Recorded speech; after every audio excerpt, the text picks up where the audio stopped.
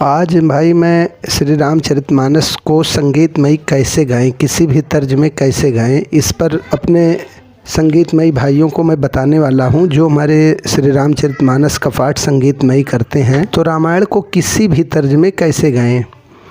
तो सबसे पहले रामायण गाने का तरीका, जिस तर्ज में हम गा रहे हैं उस तर्ज का मुझे चढ़ाव उतार, कहाँ पे इसमें चढ़ाव है, कहाँ पे उतार है, जिस तर्ज को हम गा रहे हैं उसमें हमें पूरी तरीके से ज्ञान होना चाहिए कि इस तर्ज को हम गा रहे हैं तो इसमें कहाँ पे चढ़ाव है, कहाँ पे उतार है। उसी तर्ज में हमें चौपाई को बोलना है। तो चौपाई जब हम रामायण कहने के लिए बैठते हैं तो शुरू में ही तो तुरंत साज बजना नहीं शुरू हो जाता है कि तुरंत बैठते ही हम तुरंत साज बजाना शुरू कर दिए, उसी तर्ज में गाना शुरू कर दिए।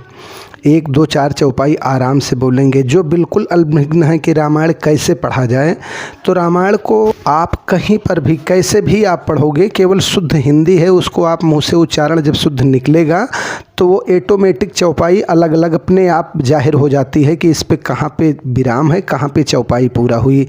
जैसे उदाहरण के तौर पे आप ले लीजिए, एकदम आराम से एक एक शब्द आप करके पढ़िए।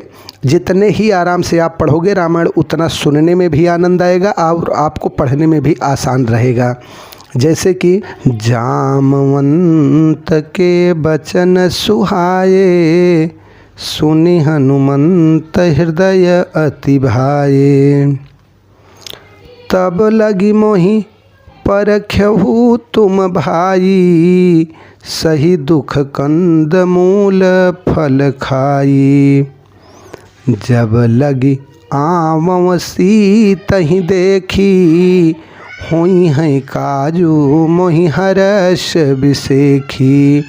तो इस तरीके से जैसे आप रामायण शुरू में बैठे पढ़ने के लिए तो ये 2 1 मिनट 4 6 चौपाई इस तरीके से आप नॉर्मल गाओगे। उसके बाद में आपको साज पे गाना रहेगा। तो साज पे जिस तरीके से रामायण में अभी आपको उदाहरण दिया, इस तरीके से आप गाओगे तो इस पे साज बज नहीं पाता है। ये तो सादा रामायण हो गया। लेकिन आपको जैसे संगीतमयी प्रोग्राम करना है, आप 1 2 4 मिनट बैठे सादा चौपाई बोले, उसके बाद में आपके पास हारमोनियम है, आप अपने साथियों के साथ हैं, ढोलक वाले हैं, आपके बैकिंग वाले हैं, तो ये तो एकदम शुरू का मैं फर्स्ट स्टेज बताया कि जैसे शुरू में आप रामायण कहने बैठे तो ये तो एकदम जिसको कुछ भी नहीं आता है तो वो रामायण को मैं हिंदी में पढ़ने के लिए सादा ये तो तरीका है। लेकिन अब जैसे उदाहरण मैंने दिया, आप किसी भी तर्ज में आप ले लीजिए। रामायण गाते समय पहली चीज़, हमारे प्रिय राम भक्त भाइयों, कलाकार जो भी हैं, जो भी रामायण गा रहे हैं, इस पे वो ज़रूर ध्यान दें कि रामायण ऐसा चीज़ है कि उसमें हर तरीके का हर जगह पे अलग अलग प्रसंग है। मेरी बातों को आप गौर से सुनने की कोशिश करना। ऐसा आप रामायण गाएंगे तो हर जगह आपको सम्मान ही मिलेगा। आप कितने भी बड़े कलाकार हो, यदि राम जन्म पे निर्गुण भजन का गीत आप गाने लगे और दशरथ मरण पे आप सोहर गाने लगे, सोहर की तर्ज में गाने लगे, तो आप बहुत बड़े कलाकार हो, लेकिन सुनने वाले को कितना बुरा लगेगा। लेकिन जो नए भी उम्र के लड़के हैं उनको केवल यही मतलब रहता है कि हमारी तर्ज बढ़िया चले, हमारा साज बढ़िया बज रहा है। आप हर जगह पे रामायण का, जैसे राम जन्म हुआ है, आप सोहर तर्ज गाइए। वहाँ पे माता जानकी जी से रामचंद्र जी का विवाह हो रहा है, वहाँ पे आप कजरी तर्ज में गाइए, विवाह तर्ज आप गाइए। और उसके बाद में भगवान से रामचंद्र जी का वनवास हो रहा है, वहाँ बैरगिया तर्ज आप गा दीजिए। भगवान का जब वनवास हुआ उस टाइम पे आप वियोग रस की तर्जें हैं, वियोग रस की तर्जें भी मैं आपको 2 4 अभी आपको बता दूंगा, बैरगिया तर्ज भी बता दूंगा। जितनी तर्जों का मैंने नाम लिया सब आपको मैं उदाहरण दे दूंगा। कुछ भाई हमारे फिल्मी तर्जों पे रामायण गाते हैं, तो फिल्मी तर्जों पर भी रामायण अच्छे गाते हैं, अच्छा लगता भी है।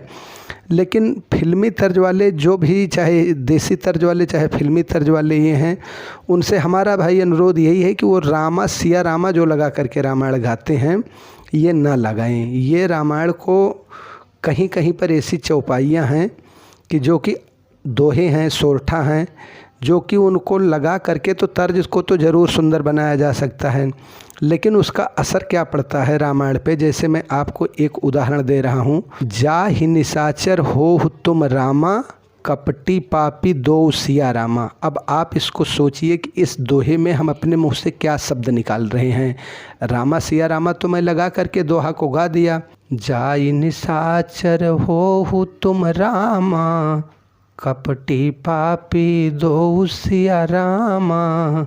आप इसको सोचिए कि हमारे मुंह से क्या शब्द निकल रहा है। तो रामायण को किसी भी तर्ज में गाओ तो रामा सिया रामा या बाहरी शब्दों का उच्चारण मत करो। जो चौपाई लिखी गई है उसी को ही आप घुमा फिरा के आप तर्ज में बदल करके उसको गाइए। अब जैसे मैंने सोहर का आपको उदाहरण दिया कि राम जन्म पे सोहर का तर्ज में रामायण गाना है आपको, या आपको गाना ही है सोहर का तर्ज में रामायण गाना है, तो सोहर तो आप कैसे गाएंगे। ओरिजिनल सोहर की तरफ मैं चलता हूँ। जैसे ओरिजिनल जो सोहर इधर पूर्वांचल यूपी के पूर्वांचल साइड में चलते हैं, एक लाइन में ओरिजिनल सोहर का उदाहरण दे रहा हूँ आपको, दूसरा वही मैं चौपाई उसमें गा करके मैं दूंगा। जैसे है ओरिजिनल सोहर है ये, चैत मास तीर्थ नवमी हो अवधपुर जन्म राम हो, अवधपुर जन्म राम हो।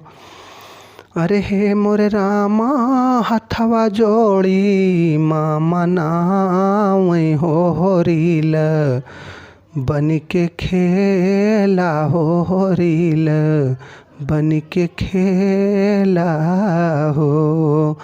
ये तो ओरिजिनल तर्ज है। जैसे सोहर का ये ओरिजिनल गीत है। सपोज कीजिए भगवान का जन्म हुआ है, आपको उस टाइम सोहर गीत गाना है। ये अवधी सोहर इसे बोलते हैं, जिस तर्ज को मैंने बताया। सोहर में भी कई तर्जे होते हैं, तो अपने अपने यहाँ की क्षेत्रीय भाषा की तर्जों में आप उसको अपना ले सकते हैं। जैसे दशरथ पुत्र ज नम सुनिकाना मानहु ब्रह्मा नंद समाना।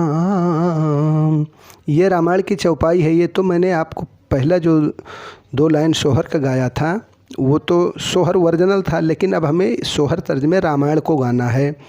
तो कैसे गाएंगे।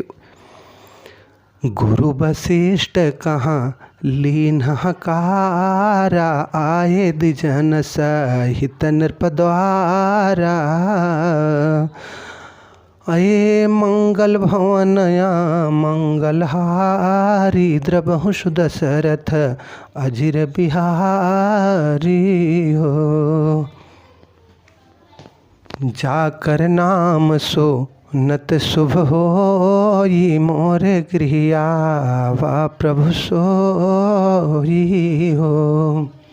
ये तो आप, लेकिन इसमें जब आपकी बैकिंग भी रहेगी, ढोलक भी रहेगा, तो आप शुरू में 1-2 लाइन आराम से गा करके आप अपने साज को बढ़ा करके साथियों के सहयोग से इसको और आप चढ़ाव उतार अपना आप इसमें इस लाइन में आप गा सकते हो।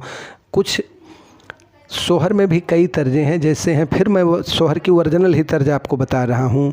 जैसे सरजू किनारे रानी कौशल्या आंसुअन बहावई के आंसुअन बहावनी हो।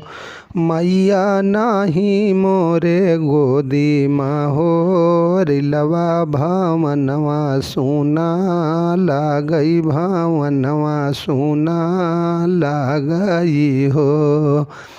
ये भी ओरिजिनल सोहर का गीत है, लेकिन ये दूसरी तर्जी में है। सोहर ये भी गाया, सोहर इसको भी कहते हैं। सोहर वो भी जो इसके पहले मैंने गाया था वो भी। अब हमें इस तर्ज में रामायण को गाना है, इस वाले सोहर में। तो ये तो ओरिजिनल तर्ज थी। अब मैं रामायण की चौपाई को इस तर्ज में गा रहा हूँ। जैसे नवमी तिथि मधुमास पुनीता, मधुमास पुनीता, शुक्ल पक्ष अभिजित हरि प्रीता, हरजित हरि प्रीता। मध्य दिवस अति शीतन घामा हो, शीतन घामा, पावन काल लोक विश्रामा, लोक विश्रामा। ये तो दूसरी तर्ज का सोहर है। तो आज की वीडियो में बस इतना ही, क्योंकि वीडियो बहुत बड़ी हो रही है। यदि अच्छा लगे तो इस चैनल को सब्सक्राइब एवं लाइक करें। बाकी हम अगले वीडियो में दूसरी तर्जों को आप लोगों को बताएंगे कि किसी भी तर्जों में और अन्य तर्जों में रामायण को कैसे गाएं। दिन कुंवर निहारे